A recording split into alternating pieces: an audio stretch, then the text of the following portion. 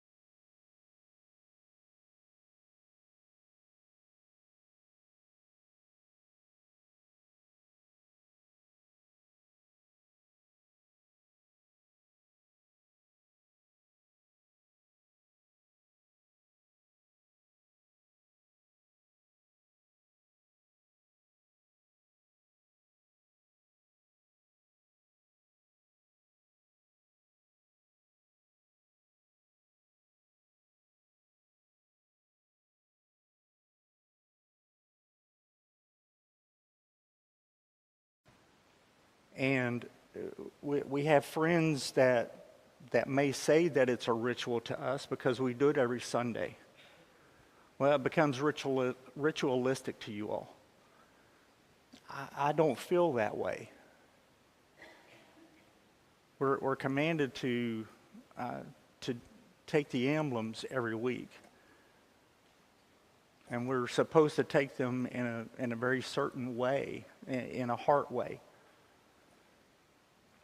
So this is not a ritual, and it really is a matter of great importance.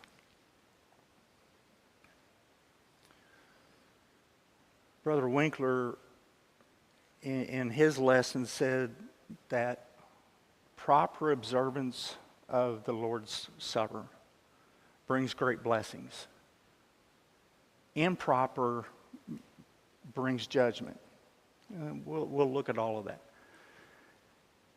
And I don't want anyone to leave here and say that if I take the Lord's Supper right, I'm going to have great riches or I'm going to get the new job. That's not what we're talking about whenever we say brings blessings.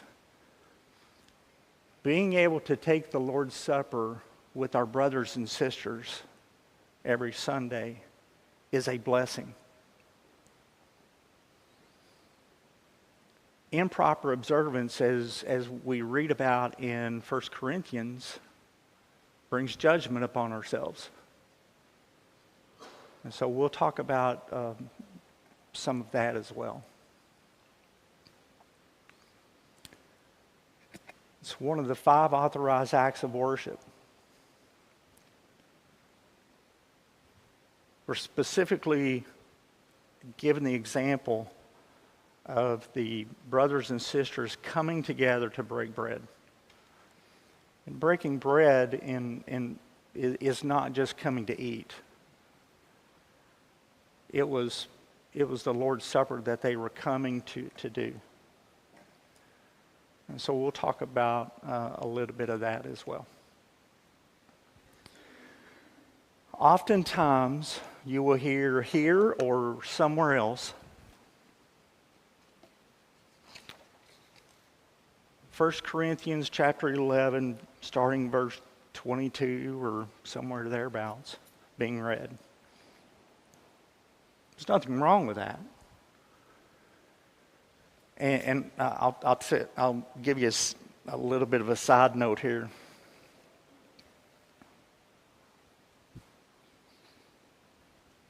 We had a person that visited us 3 years ago, maybe.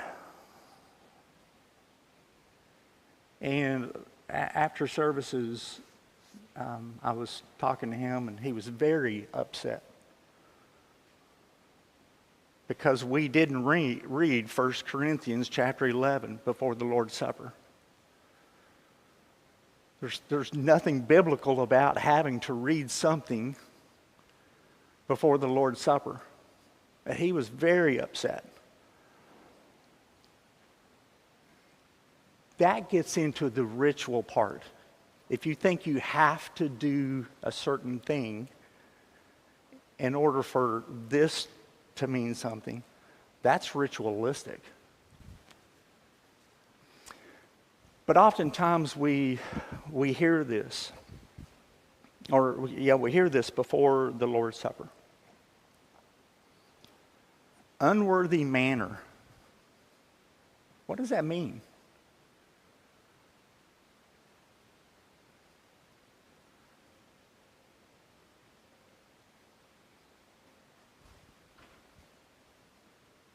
Anybody?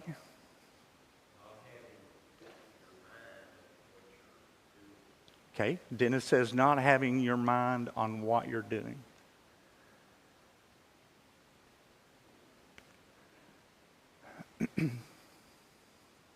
Unworthy is from the Greek word, it's an adverb meaning irreverently.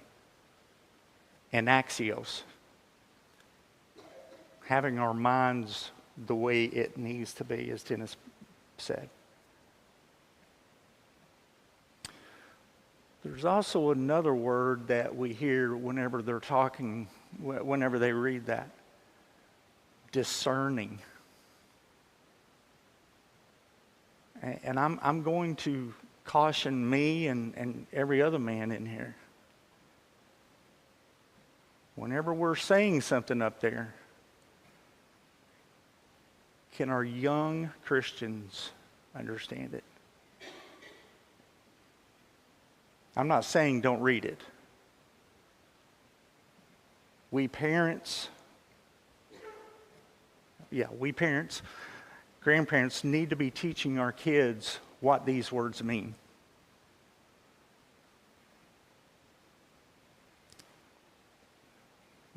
Diakrino is a verb, means separate thoroughly. Our minds and our thoughts need to be taken away from what the world is and what I'm doing for lunch and for whatever else. And our minds need to be focused on that act of worship. What does this bread mean? What does this cup mean? And so these are words that we should be saying.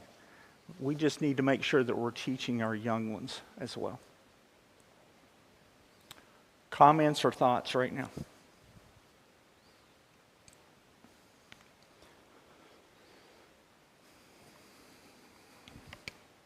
So, the Lord's Supper is actually, excuse me, is actually called different things at different parts in the Bible. So we have the Lord's Supper. We've already brought up Acts 11, 20, and forward.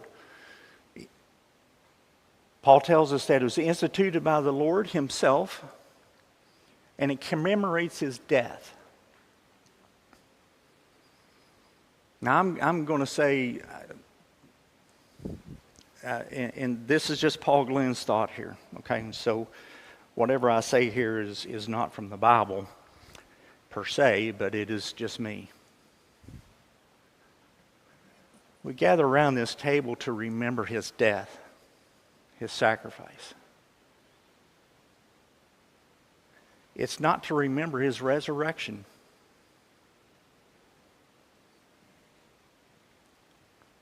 I don't ever want to get up here and say, we're gathered around this table to remember his death, burial, and resurrection. He rose, we know that. But Jesus didn't say anything about this is to remember my resurrection.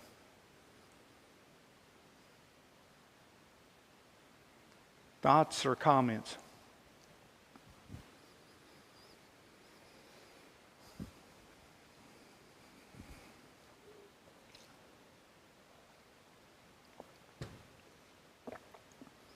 Communion might be found in your Bible, might not be. It signifies our fellowship with Christ and with one another. When we partake, we are connected with the Lord and our brethren worldwide. 1 Corinthians 10:16, the English Standard Version, the NIV, they have participation. The King James Version, the New King James Version says communion. So your Bible may or may not have that word in it. It's just that word is just translated differently in different places.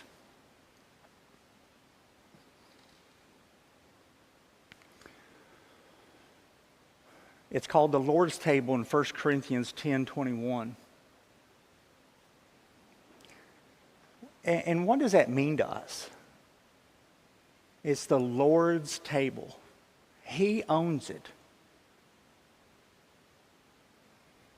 He has invited us to partake of the Lord's Supper. And so that should mean a lot to us. Another word that you see is breaking bread. The bread signifies the whole observance, not just the bread piece of the Lord's table. So it's the whole supper.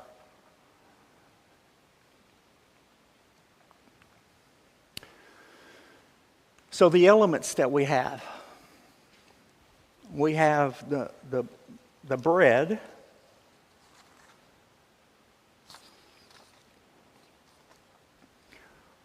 What's that represent? Christ's body, right? What was special about Christ's body?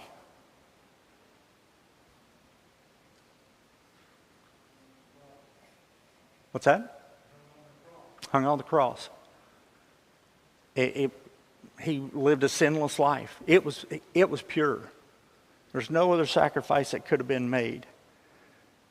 So that bread, whenever we're partaking of that, that is us partaking of a pure body.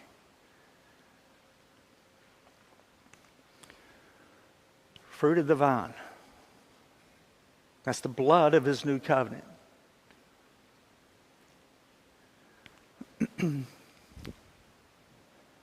So we partake of the Lord's Supper as a memorial. Unfortunately, some of our friends in the religious world think that this is a literal body, that it's a literal cup of his blood. Transubstantiation. That's what Parker's laughing, Sydney's laughing at me because I cannot say that word. I can't say culturally, though. So we have to remember that whenever the Lord instituted this, he said, this represents my body. It wasn't, this is my body.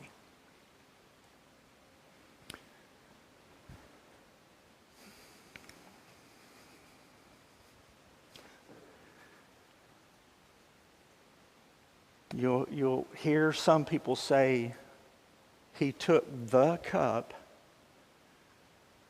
and that means that we should have a cup. Has anybody been to one of these churches? I see two hands. So what? And Stephen Beeson, whenever he taught on something like this, he talked about how it's just not the clean thing to do. It's not healthy to have one cup, right? I've got a cousin who told me a story many years ago. He went into a congregation. He realized that they had one cup. He goes, oh man, I don't know what this means. So I sat in the front row. He said, and would you believe it? They started in the back.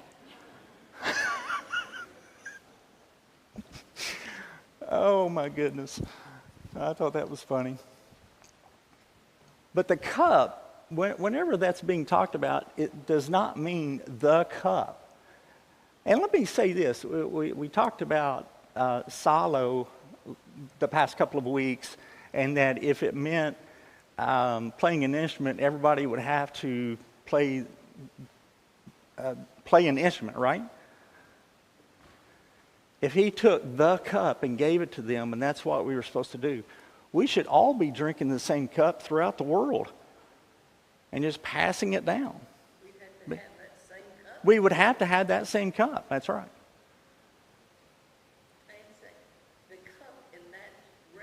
The cup is just a reference to something else. The one is Christ's body, the only blood that could be shed for our sins. Okay, and if you couldn't hear B, she was saying that the one cup represents the blood, the one blood that could cleanse us from Christ himself. The cup is not the container, it's the contents. And so let's just remember that as we go forward. Other questions or comments on this? Let me make Yeah. another man's blood would not have done any good. It had to be Christ. Another man's blood would not have done any good. It had to be Christ because he was the only sinless one. I heard there. Jesus used the word cup in a different sense when he asked James and John, can you drink the cup that I drink? You know, there was the cup of suffering, there was the cup of victory. They thought he was talking about the cup of victory. Sure, we can do that. Sure, yeah. But he was talking about the cup of suffering. Yeah, and so Dennis says he was not talking, whenever Jesus said, can you drink of the cup that I drink? The apostle said, sure, but they didn't really understand what they were talking about. The cup was what he was about to go through. Parker.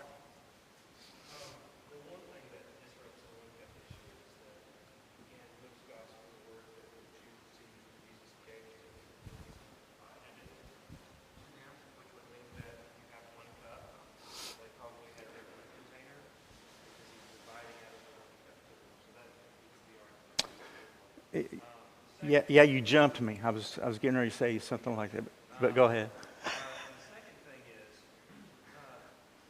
there's some confusion in the religious world with what Jesus said in John 6 versus what we'll see him doing when he institutes the Lord's Supper in all the gospel accounts save for John. And the issue is that the issue creates substantiation. Jesus says in John 6, you have to eat of my flesh and drink of my blood. And the issue is when they heard Jesus explain it that way, they were very appalled. They thought this man, I can't believe he said this. We're not going to eat his flesh. We're not going to drink his blood.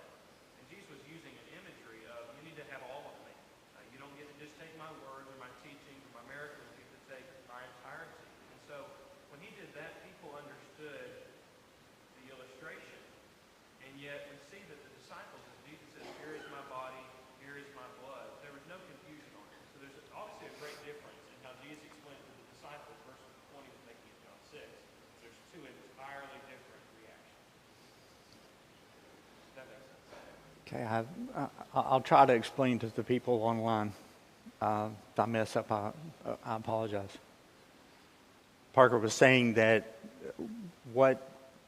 whenever Jesus said, you must take of my flesh and my blood, the disciples were appalled. And it's because, how are we going to do this? Later, whenever he's explaining about the Lord's Supper, they understood, the apostles understood what he meant by my body and my blood. The other part that he brought up before that was the whole one cup thing. It falls flat whenever you read Luke 22:17. And he took a cup, and when he had given thanks, he said, "Take this and divide it among yourselves." That right there tells us that those 12 or however many it was did not drink from the same cup. So,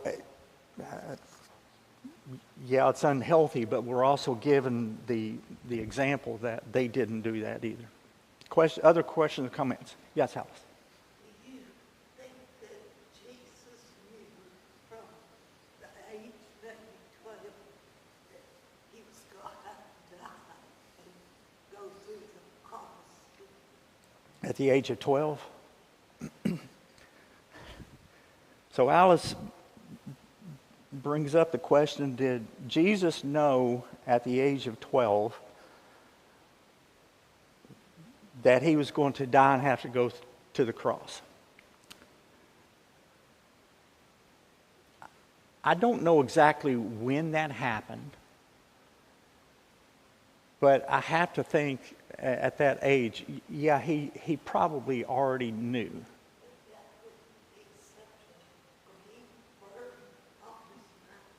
You're right. Alice said that would be a great burden. But that's the thing about Christ. He knew this was coming. This wasn't a night before I'm about to die. He knew what was going to happen. And I mentioned a few weeks ago the dread that he had to have. Not just the night before, but for years. He knew what was coming. I mentioned me going to the doctor whenever I was younger. I saw those great, huge propane tanks. And I knew a shot was coming. And I hated needles. He knew what was happening. And he went willingly. this Lord's Supper commemorates all of that for us. This isn't something we just go through. We need to remember that anguish, that pain that he went through mentally and physically. B, you had something else? You already passed this, but he knew, and in fact, everybody knew that these crucifixions were going to take place on that day because others were scheduled for it too. Mm-hmm. B talked about other people were scheduled for crucifixion on that day.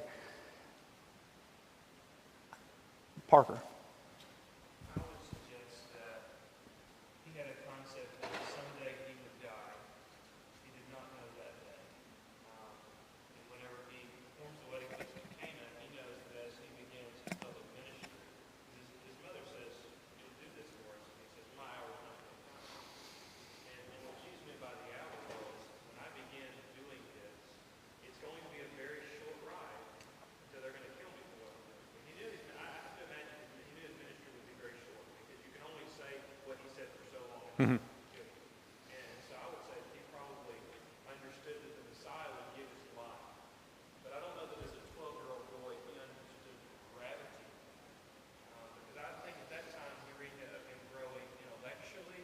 Mm-hmm. We read of him learning about the law and putting things together until he realized, okay, I'm to be about my Father's business. Okay, my hour has now come. And really we don't see him mentioning that again until the hour comes when he's going to be betrayed. So Parker said, 12-year-old Jesus knew that he was going to die. He didn't know what day. But in that story of he's in the temple teaching, we're told that he grows intellectually and in obedience. So for me, and now this kind of gets back to your original question, I don't know, and I don't think we can ever know what man Jesus knew in totality versus what he would have known divinely, as part of the Godhead. I don't know that, and like I said, I don't know that anybody knows. I've always wondered, did he learn to walk earlier than most kids? I just don't know. Sometime before his crucifixion, I don't know the exact period of time, but he referenced the fact that he would be in the earth three nights. This time period would be 3 days and 3 nights. Right. So that was. That's sometime before it happened. Yeah, so that was part of his ministry, that 2.5 years, 3 years, whatever it was. He knew all of this was coming. Other comments or questions? Steve? As he was there with the scribes, 12, he knew he was about his father's business. He could have been talking to the scribes about Old Testament promises. Who's the Messiah going to be? What's he going to be like? And some point, come to the idea, I'm the Messiah. Mm-hmm. But Luke said he grew in wisdom and stature, so it was a growing process, a learning process. So I think we can rule out the idea that Jesus just suddenly was given all the information his father wanted him to have. He learned that with it, which, as everybody else already suggested, we don't know when that realization came. But I think we know how it came. Yeah. Sandy? Getting back to the element, you talked about we're showing his death. All of this dread, this knowledge, this fear, this horror, this disinclination. I mean, he didn't want to do it, but he was going there.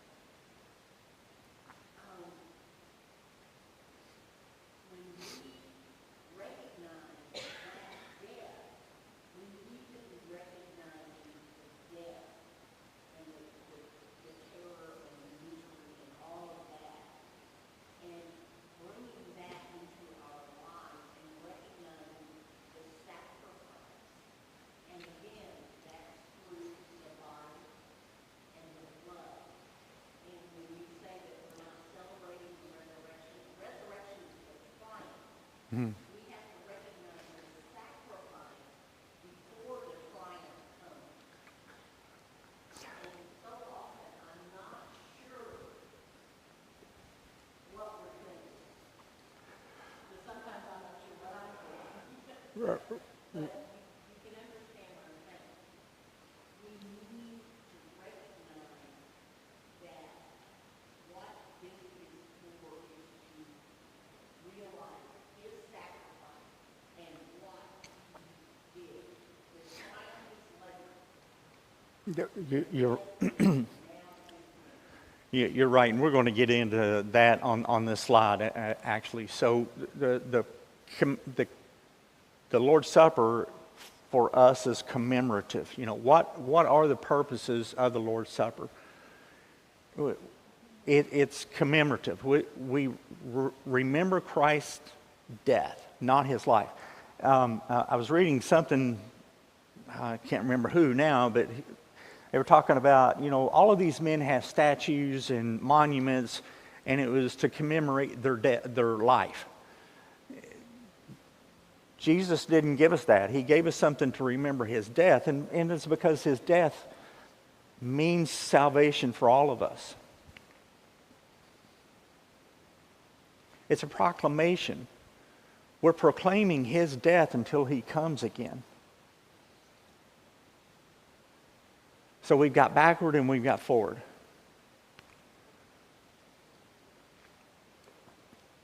It declares the new covenant that Jesus gave to us.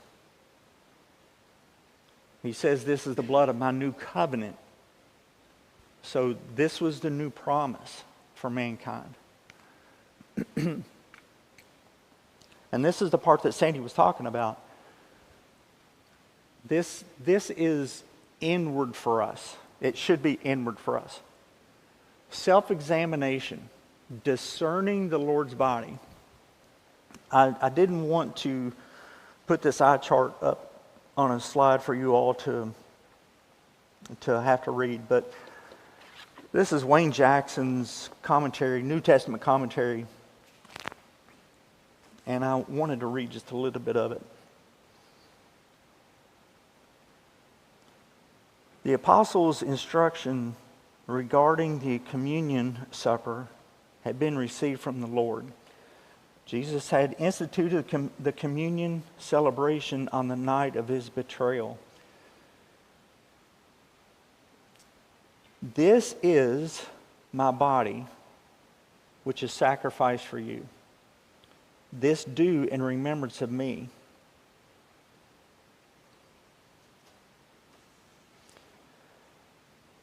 A severe warning is placed upon anyone who would engage in the communion supper in an unworthy manner, whether it be divisively, frivolously, inattentively. To do so is to be guilty of the body and blood of the Lord. A thought that should strike a note of terror in the hearts of some church members. Each person should test himself as whether his mental disposition accommodates this act. One who despises the person across the room, or who can't wait for an afternoon sports event, is light years from the truth. Those powerful words. We should be seriously thinking about whenever that plate is passed to us.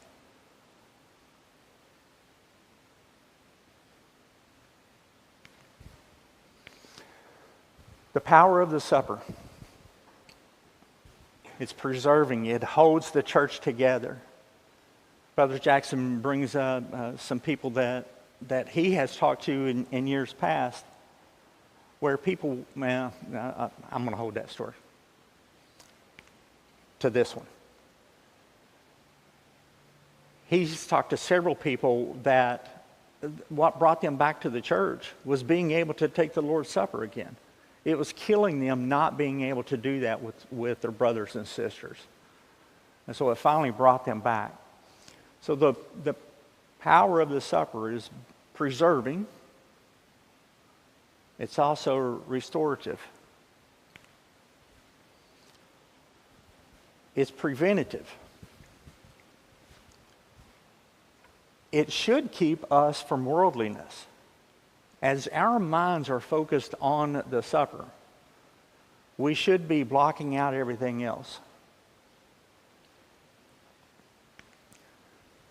And it should unite us against division. This should be something that we all can agree on.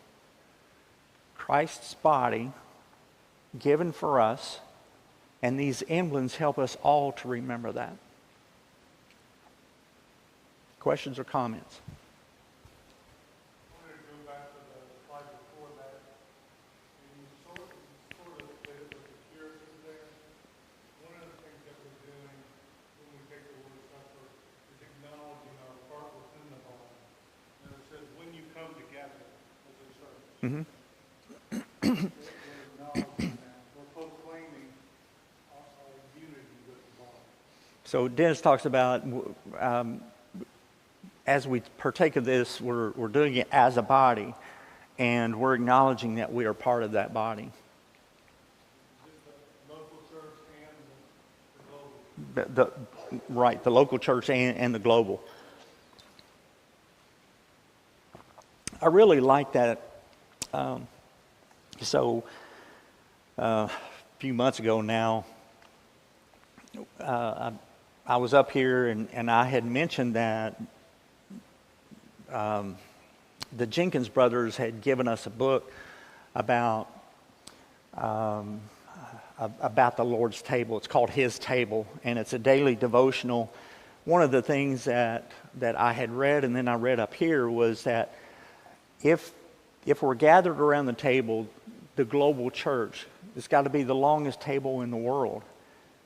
And that's the way we should think about the church, is we're all brothers and sisters no matter what country we're from or what country we're in right now. Christ's body, his church, is not just this local group. It's not just Central Kentucky. It's everywhere. And we're part of that everywhere.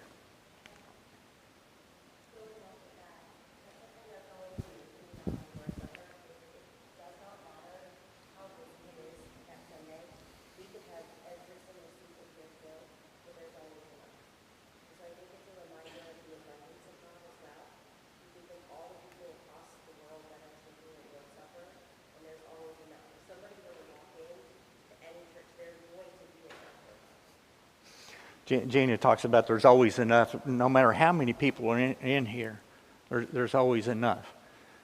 I will say, I was telling somebody last week, sometimes we're busier. No, we have a bigger crowd than other Sundays. And there's a chance that we run out of something. But we've always got more. This is not exactly what Gina's talking about. But I have seen before us stop things, go fill up another tray, and then bring it back out. It's happened. It's not optimal, but it has happened. Okay, I've got 5 minutes. Okay, we got through this. Nope. So the Lord's Supper is also separating. We can't take the cup of the Lord, but also take the cup of the devil's. It doesn't work that way. So what can you do to make the Lord's Supper mean more to you? Read biblical accounts. We have 4 accounts. 5 if you want to bring up Acts. Read one of those accounts and remember what Christ went through. Reflect on the sayings from the cross. It's something that I've told you a couple of times. I have been up here and had a slide of the 7 sayings that Christ had whenever he was on the cross.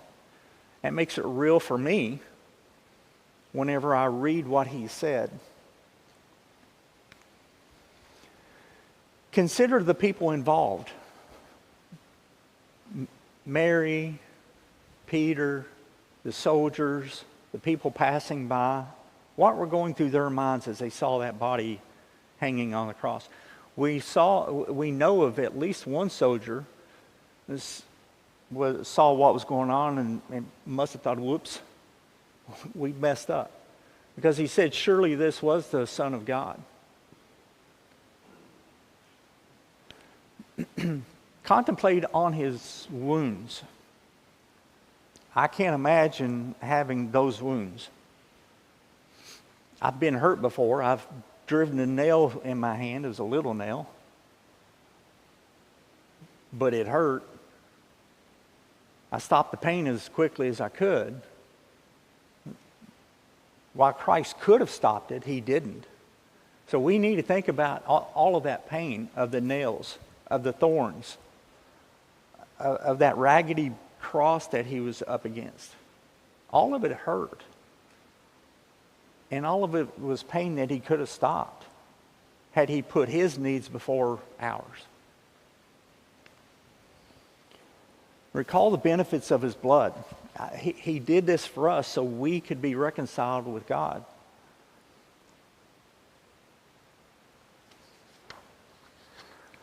Okay, real quick. I've got 2 minutes. Practical suggestions. If you're a man and you lead the Lord's table, first off, who can point to me in the Bible where it says the presider of the table? It's not there. The purpose of this person before the Lord's Supper is to get our minds right, which we've already talked about. Say something brief up here to get our minds focused on what we're about to do. Gentlemen, we don't need a mini sermon up here.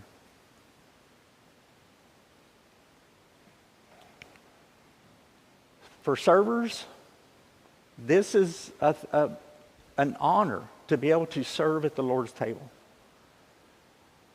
If you're listed for that or anything else, get back there in the back hallway so we don't have dead time up here waiting for people to come out. For the congregation, this isn't something that you just click on. You've got to get your minds right to partake of the Lord's Supper.